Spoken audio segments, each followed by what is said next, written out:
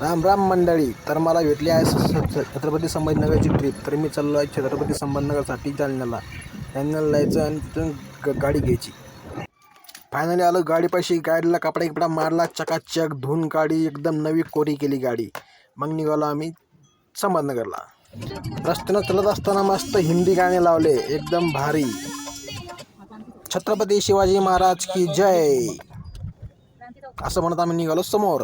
बाहेरची कामं वगैरे सगळे आवरून आम्ही आलो आहे आता फ्रोझन मॉलमध्ये. तर गाडी पार्किंग केली ग्राउंड फ्लोअरमध्ये. करून बाहेर आलो आम्ही.